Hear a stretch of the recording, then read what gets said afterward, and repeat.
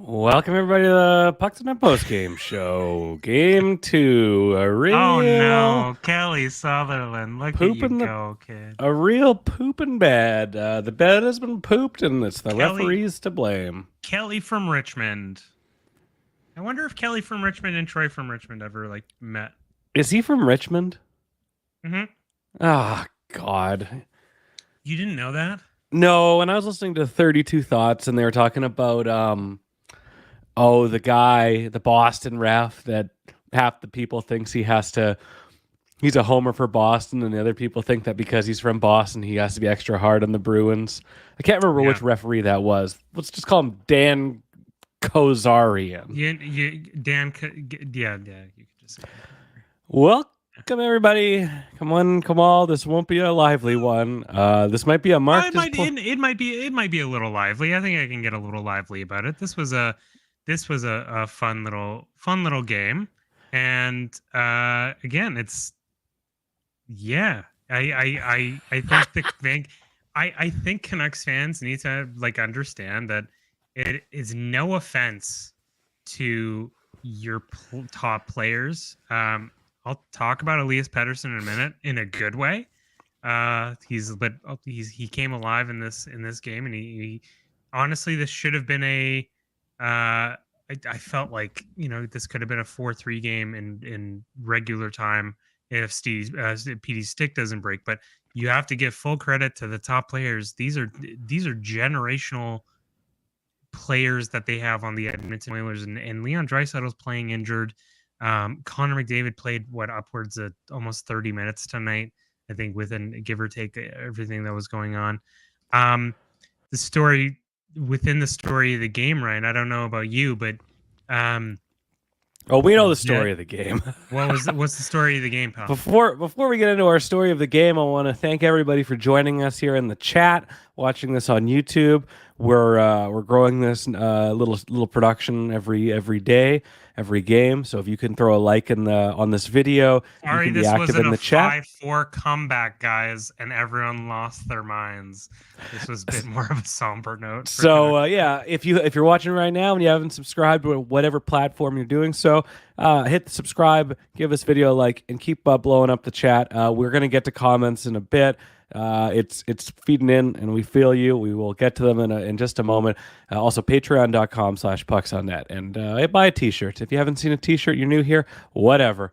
The story of this game, Arash, was the fodder that we had going into to kill time, to kill time between games, which is what's the officiating going to be like, and it was what's the officiating going to be like because of a relatively fine, incident-free slate in Game 1. But as soon as Kelly Sutherland came out and was announced as your Game 2 official, who has a pretty spotty track or losing records for the Oilers and the Canucks going into this, so it was. I was very curious who was going to really feel the short end of the stick going into this game, and I was reserving. So our storyline, obviously, in a 4-3 overtime loss, the Edmonton Oilers win. Disgusting goal. We'll get to that in a second. But the storyline going into it, obviously, is the officiating. The storyline going into it is how would this affect the game, and it affected it pretty good. And I'm if this was boys will be boys, whistles away, everybody's beating the shit out of each other, fine. But when it is blatant miscalls, visible double minors, slew foots that toe the slew foot line as much as humanly possible, and you're going, okay, it's got to be a slew foot at this point. Just I went into about midway through the second period, and I'm like, you know what? The officiating's not pissing me off. The calls are going both ways. They're not doing a lot of dumb, they're not setting off. They're not a lot of red flags. And then as soon as I thought that, and I'm like, okay, the skill is going to decide this. It started with the it was around the moment where Shelovs is stuck behind the net. I didn't see a penalty on there, but that was the chaos. That was the spark. That was the Franz Ferdinand World War One spark that this game needed, and just Oh, dumb Ryan things with the began. Franz Ferdinand reference. Wow. Take me out, baby. Take me out. This fire is out of control. Honestly, Jesus, Ryan, well done. Yeah, that was kind of the spark that kind of started everything. Uh, it went from a game where it's like, hey, you know what? Maybe everyone gets 2 penalties today. To, hey, you know what? Sharia law is instilled now, and we're just gonna figure it out. You know, Kelly Sutherland, I'm Ryan, and for the people that are listening this late, thank you for hopping on with us and just to get a little bit of vibes. And I'm gonna make a really hilarious joke because I'm a person from the Middle East and I'm allowed to make this joke. Kelly Sutherland, like a cis white woman, talking about Israel Palestine, she has to make it about herself, and Kelly Sutherland really had to make it about himself. and Um, and he's it yelling, was he's what? being all vocal, and even Oh my the God. commentators Is are Nick like, McGowan? he's And Angel Hernandez for the MLB fans out there. here's the thing. It's like I would love to talk to an Oilers fan right now. Strictly because the Canucks got away with some stuff. Now, Yeah, do I consider it to be as blatant as the things that the Oilers got away with on Quinn Hughes tonight? No. I think there's the blatant high stick on Quinn. There's the slew foot by Evander Kane on Quinn in the back. There's another like a little cheeky interference call that didn't get called by Connor McDavid on either Quinn Hughes or another Canucks forward. But that being said, you know, this game for all intents and purposes, you have to credit the Edmonton Oilers. They came and you know, 3 separate leads they came back on. Now, the game started to kind of go a bit haywire in that scrum. That scrum was a little bonkers. They're trying to figure out who gets what. Connor's like, oh, I don't know, this, that. And then yeah, you see that, you know, this Canucks team was not going to contain Connor McDavid for, you know, 6 games. And so what happens is on the 3-2 play, I'm really curious on this. Carson Soucy just goes, like, pinches in for an open ice hit, misses. There's a bit of a kerfuffle there. Tyler Myers tries to go and challenges for the puck, go stick on, trying to gap up with McDavid, loses, pirouettes, and McDavid's on a breakaway, and that's 3-3.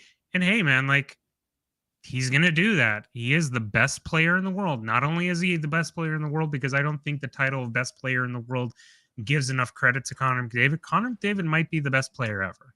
I mean, sure. if we're talking from a pure talent standpoint, like, you put him in the 80s, putting up 400 points. He's putting up 400 points this season. You know, Wayne Gretzky does not have a statue. We wouldn't really care. He'd be like, there's the guy that played 200, but that Connor guy, he got 400. And then you see in the third period, the Vancouver, you know, the Edmonton Oilers start pushing out all their chips in. They're kind of, you know, every second shift is McDavid, Draisaitl, and the Canucks look tired. They looked, you know, a little flummoxed on how to deal with it. Listen, guys, you know, if the Canucks couldn't figure out the Los Angeles Kings 1-3-1, I don't know if they have the speed specifically in the defensive zone to, you know, play this like smash mouth aggressive type game that you kind of have to play against Connor McDavid. What they've done effectively is just basically said, okay, well, we're just going to kind of we're going to try and shadow as much as we can, take up the guts of the ice, and limit cross crease and cross ice passes, and see if we can get a pickoff. Like, even on the Edmonton power plays, Ryan, like, it was insane. Yeah. The only play the Canucks had was hopefully Artur Silovs covers the puck. And then we can go in the second part and win a face-off and chip it out. Yeah.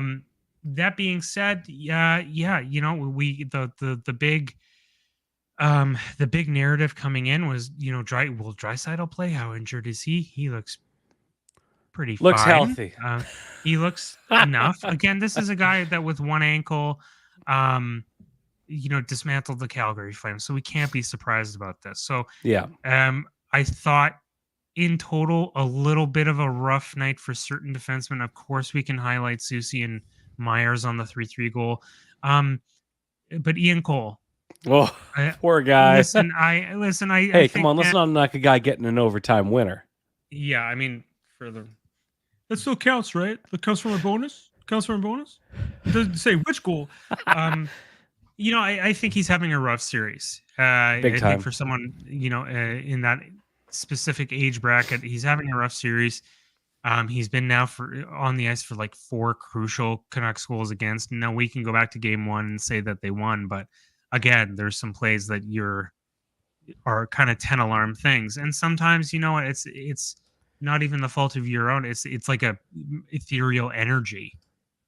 Sometimes just you just don't have it, and the puck doesn't like you, and stuff like that happens where puck goes off your you accidentally deflect the puck, and it goes off of a Evan Bouchard kind of shot that he's trying to get a rebound attempt on.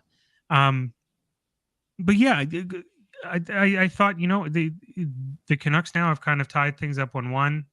I know they've given up home ice advantage, but they've done certain good things. But tonight the problem was they didn't, that pushback. They looked a little tired. They looked a little exhausted. Maybe the emotions from game 1.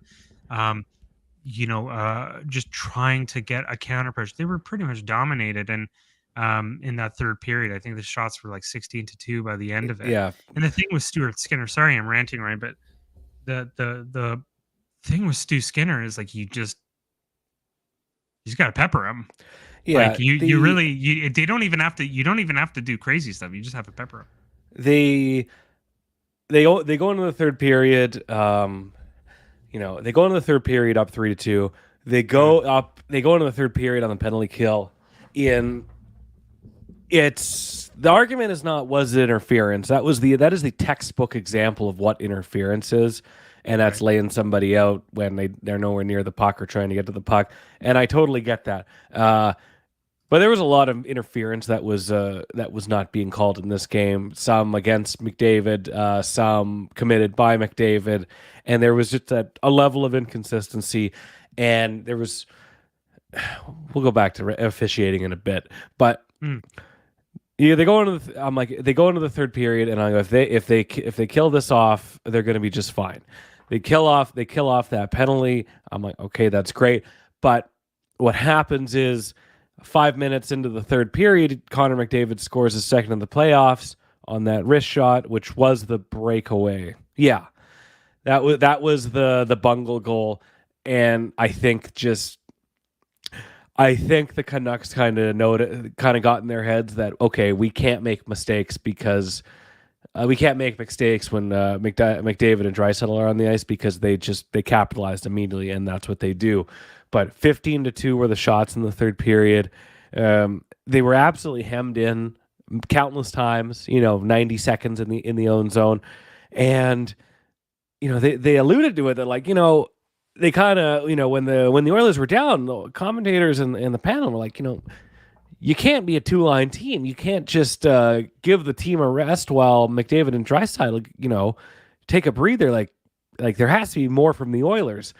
And well, I still consider them a one-line team right now because that's what they are. There was no gas in the tank for the Canucks to take advantage of lines 2, 3, and 4 against Edmonton tonight, especially in that third period. Like they're just hanging on by a thread, and I'm like, okay, if the Canucks were to win game 2 in overtime or in the third, they would have stolen the game because that's how I thought they came. I really liked their first 40 minutes, but the final third period, the final 20 minutes was abysmal and just no energy, no ability to make any plays, no high danger chances, and no sustained pressure. And yeah, it would have been highway robbery. And the storyline would have been Connor McDavid is angry, the Oilers piss another one away. So it's unfortunate, but the team that put the work in, they won the game, and the Oilers deserved it. Yeah, yes, for all intents and purposes, they did, and this, just for Canucks fans and putting into perspective, like this is, this is what, when Oilers fans and people from Edmonton speak with this level of confidence, it's not because they only watched one game, one Connor McDavid game, and they're like, "Yo, this guy's pretty good." They know what he's capable of, and they know that. And I have to give just a little credit to the Canucks because just in the way that it's very hard to defend against these two specifically. This line with Hyman, McDavid, Draisaitl. So it can't just be, oh, the Canucks. Well, they don't have anything. There's not a lot of people in the NHL that can defend against it. There's certain things that come into my mind about teams that might be able to defend against it. Is like I look at a team like Colorado. So if you can match up, Rantanen, Makar, McKinnon specifically, and Nikushkin and Devon Taves. Like very few players can match kind of what Connor McDavid does, and Nathan McKinnon is one of them. Where Connor McDavid, when he skates down through and slices and dices you, is like a precision. He's like surgeon. Like he's like what is it? He's oh my god. The guy from Grey's Anatomy. He's like a surgeon. He's like Derek Shepard. Nate's dad. He's no, not McSteamy. Get out of here. It's like Derek Shepard from Grey's Anatomy. You can really cut and slice and dice. Whereas Nathan McKinnon is literally Raging Bull. Like he charges at you as if he's the Horn of Gondor, and you just see everyone. It's just coming at you. So what do the Canucks do in this situation? I don't know, Ryan. I don't know. I mean, do you just play the lotto line against them head to head? I mean, they played them once, and they got hemmed into their own zone because they were all so tired. Wow, is Noah Juleson the answer? I don't know. I mean, I'll read a tweet from lovely Shayna Goldman. Hey Shay on Twitter. Ian Cole with a rough game tonight. Outshot 22-7, or Vancouver outshot 22-7. Attempts at 5-on-5 with him on ice, with the team low 11% of expected goal share on the ice for the goal OT winner. Saw 8 minutes head to head with Nugent Hopkins, 5 versus McDavid. Now, yeah, I think this is one of those things where you do kind of have to you take a page out of maybe something the Oilers aren't doing, where they're really putting on they're still playing the Darnell Nurse Cody Ceci pairing, which is like wild that they still Chris Knobloch allows that to keep happening. That being said, they did call up 90% of the Abbotsford Canucks, right? So yeah, just put in DPD, man. Who cares? Just put DPD, put Lekaramaki in, and just say, kids, fly, kids, go. You don't. What else do you do? I was watching the defense pairings tonight and kind of wondering what else he got, and it sucks that those deficiencies are kind of showing up. I feel like, I don't know. I'd like to see. I still have a lot of hope for this Canucks team against the Oilers. You can't contain McDavid, and you can only contain them. You can't shut them down. That's fine. But you got a goalie like Stuart Skinner, who, when they started finally getting some shots on him in the second, and their 2 shots in the third, he's not lights out, and he hasn't been in this series, and you can use that to your advantage. Like, there are opportunities there. I just feel like the wheels came off in the third period. Not the wheels. I feel they ran out of gas in the third period, and it was just a matter of just trying to get to the next shift, So I'd like to see how they combat that in Game 3, or are they going to be? Were they burnt out from the Game 1 win? Are they burnt out from defending them? It's just really funny in that I didn't think they particularly played a bad game tonight. I liked it. I thought they only played 40 minutes. They only played 40 minutes, and I think a lot of there's like we talked about before. We said that this team, specifically the Oilers, the more you play them 5-on-5, It's the seams are going to show. The problem is that they also, two of their superstars also have the sheer ability to just play 35 minutes a night without skipping a beat. No, Jake actually mentions no talk for Ilya Reliable Mikheyev. Man, every time I see the puck on his stick, I feel so calm because I know with 100% certainty we're about to get an offensive zone draw. I mean, listen, he's Louis Eriksson. I don't. I will not listen to any other argument. He's Louis Eriksson. He does little He's things. he's a reliable guy who you put in with your superstar, and he won't score, but he does the little things. He's Louis Eriksson. There's no. The man has not scored in seemingly what is almost, I think, 60 games. A long time. It's like a former long-time listener, or maybe still long-time listener, texted me during the game and said, "Who has more goals since January? NHL goaltenders or Ilya Mikheyev?" NHL goaltenders has to be. I think it's 1-0. It's wild. So, moving on from that, Ryan, let's talk about Elias Pettersson. PD woke up tonight. You could see it building from game one. You could just kind of see he's connecting these pieces. Gets the early power play goal. After that, has two more chances. The first period was his best period. I didn't really notice him too much beyond, when on the forecheck, he's getting physically involved. He's getting to the forecheck and he's doing that beautiful like reverse hit that he does with his back, and it's great. He could have had two tonight if his stick doesn't break. It's picture perfect, the same exact goal. His stick just breaks, and I'm sure he's livid about that. That being said, yeah, I thought, if Elias Pettersson can wake up, he can skate, and he can push more pace of play, it's going to bide good things for the Canucks.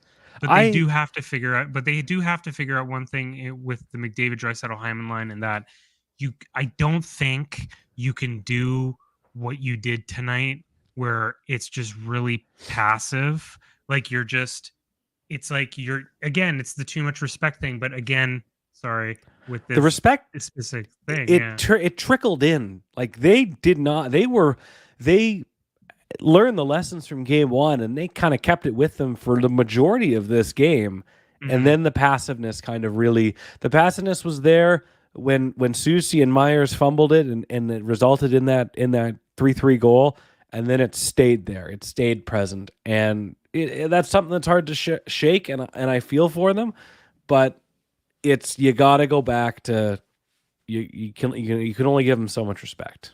Yeah, and Archer Shilovs, I think we should touch on. Great game, I thought. He loved really him. Actually, he's great, and he's just a wild child.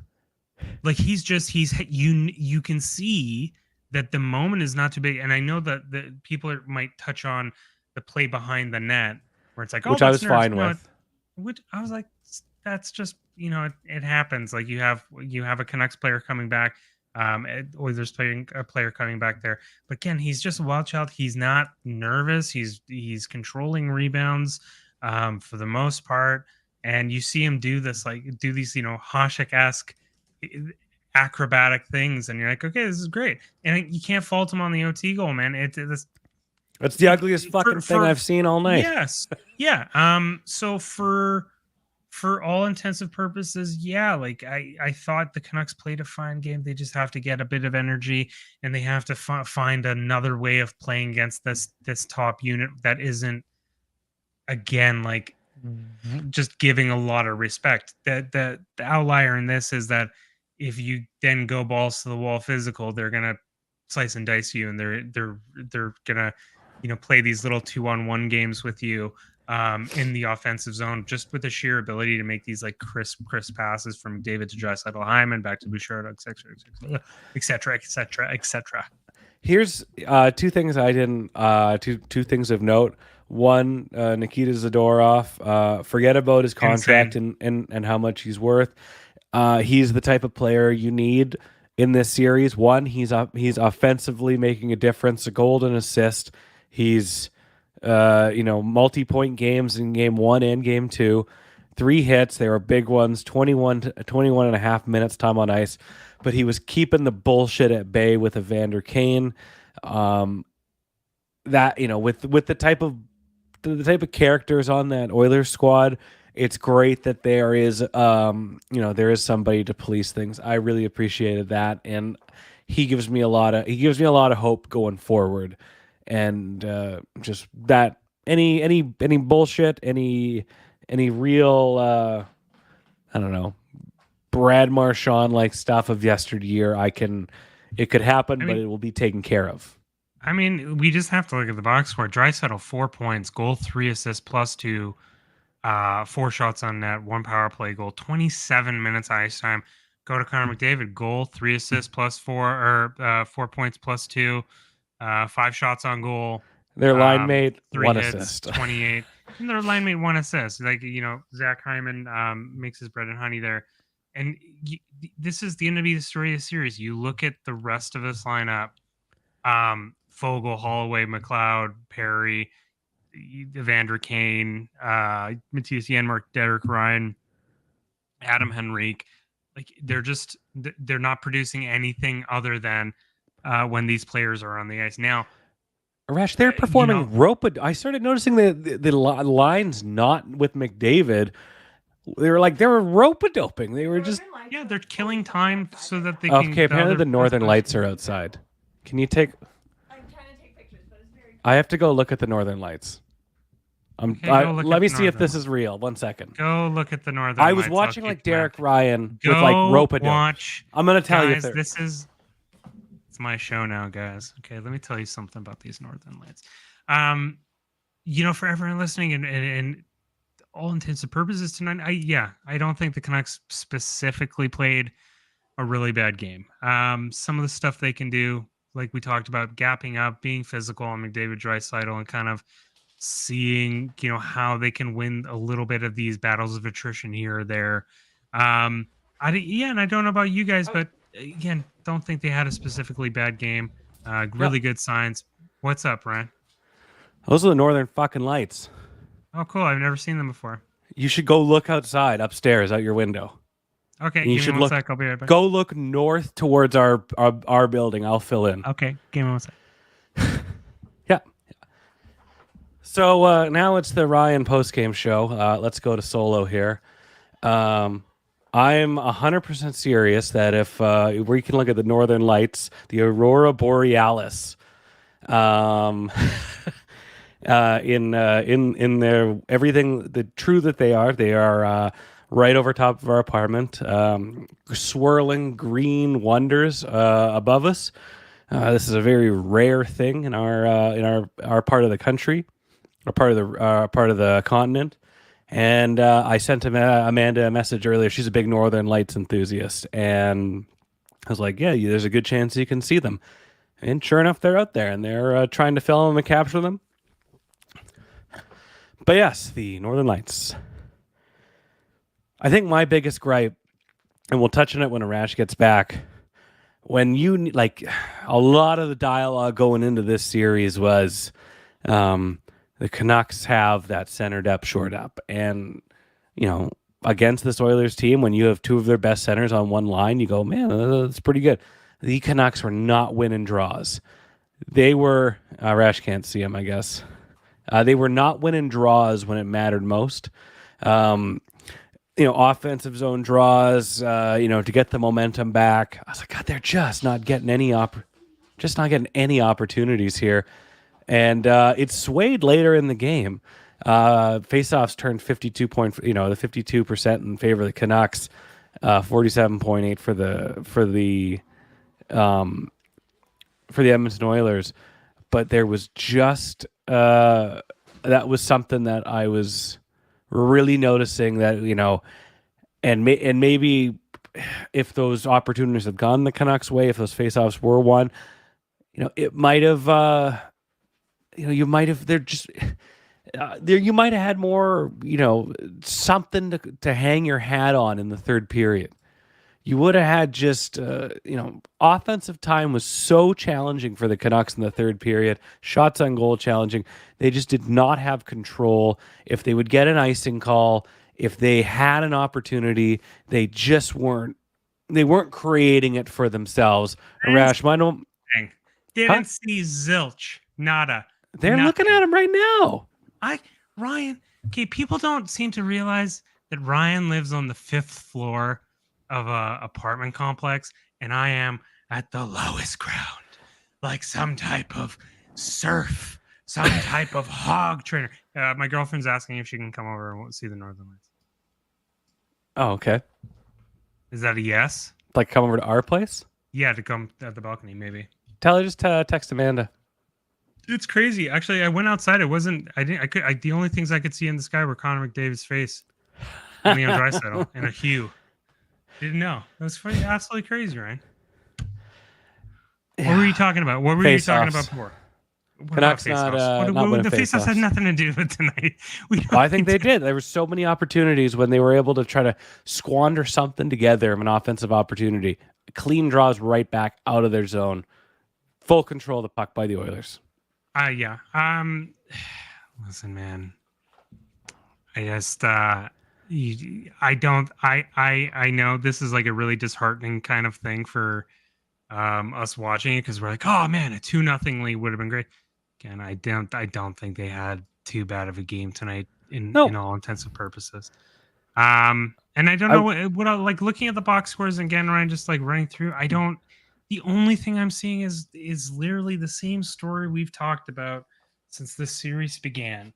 Is if you can limit Connor McDavid and Leon Draisaitl not to have 4 to 5 points a night, you'll win the series. Yep. But do you have and the personnel? Unfortunately, they did that. Unfortunately, they literally did that. And one thing we talked about is whether Vancouver or Edmonton win, the winner will go to a West Conference final where they will be swept in 4. Because they're like I'm trying to imagine like playing against the Colorado Avalanche, and then they're like, yeah, we'll just play McDavid and Draisaitl for 35 minutes a night. Like it's just like they're just gonna laugh and be like, boink. I mean, Georgiev's there and whatever. Yeah, but Ryan, I there's no real other stories in this game. I don't think we can.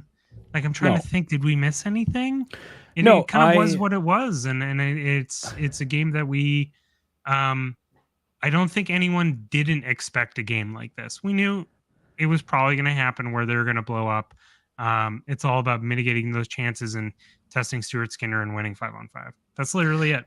Yeah, and if they can go into game 3, have a similar first 2 periods and try to carry that on to the third period and give Stuart Skinner some things to stress about and throw pucks at him and make him and force him to make those saves, they're going to be fine.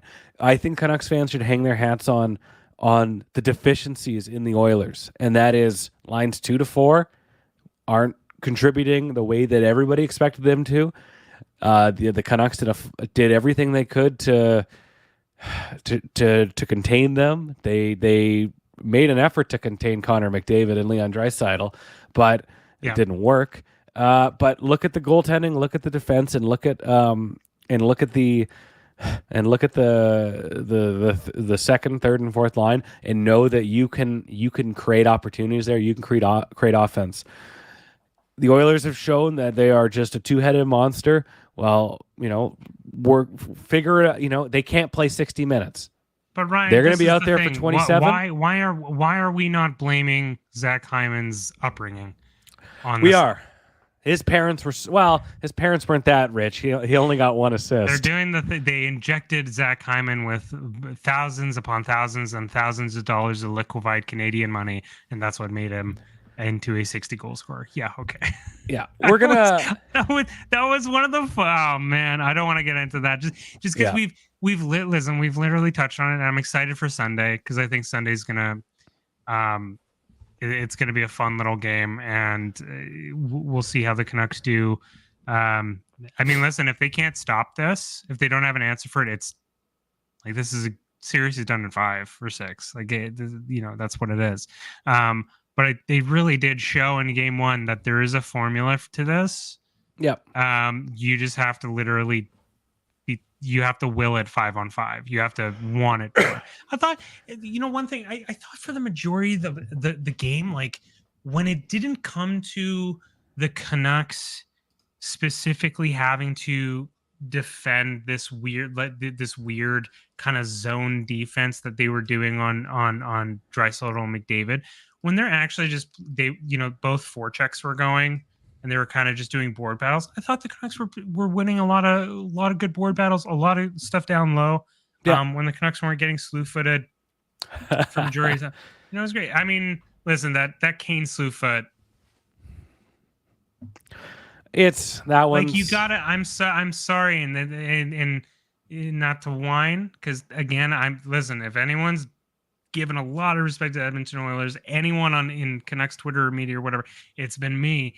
You can't. How do you miss how do you miss the Hughes high stick? This is my thing. I don't understand. How do you miss the Hughes high stick and not give them makeup calls? And then no makeup call. How do you miss the slew foot? No makeup call, but you bump McDavid, and it's like, listen. You know what it reminded me of? It's like Gary saw Game 1, and then he went, and you remember, what is it? Happy Gilmore.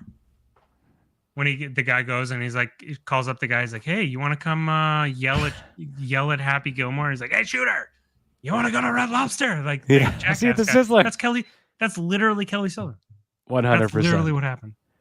Yeah, and you only hope that, I hope two things. One, I hope the officiating changes and is a little more consistent, and a little less blind in Game 3, and I hope the Canucks can play a 60-minute game, because if they could have played a 60-minute game, no broken stick, they could have won this game. No broken stick, no broken social scene. No Broken Boy Soldiers, the first album of the acclaimed supergroup, the Raconteurs. I think let's close out. We're out of gas here. The both of us, emotionally, mentally, guys, physically. It's 11 o'clock. We love you. We'll be here Sunday. Northern Lights are outside. Northern Lights. Did you guys in the chat? If you love that, if you saw that, did any of you see the Northern Lights? Well, Ryan and I will talk for another minute. But if you saw the Northern Lights tonight, describe it to me, because I didn't see shit. Are you gonna go outside after this? I mean, I already did. I thought Katie wanted to see. No, did you know she gremlined back upstairs? Oh, she didn't see him? No, she didn't see him. Okay. I don't know where you see him, Val. You gotta be really high up. Were they look really straight up? That's the ceiling. No, that's mold. Dakota Joshua Truther in the chat on X, the social media platform formerly known as Twitter. Let's be real, Sutherland is a poor official. No.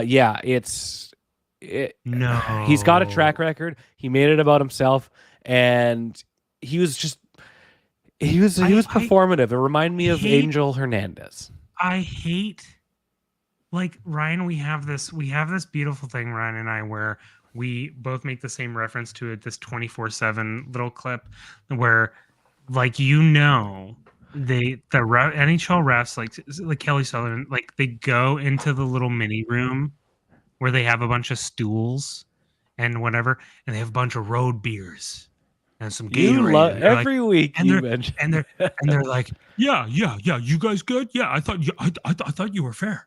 I thought you were fair, because remember, the game's about us. The game's about us. I think we should get a jersey deal. I think we should have our names on the back, and people should buy our jerseys.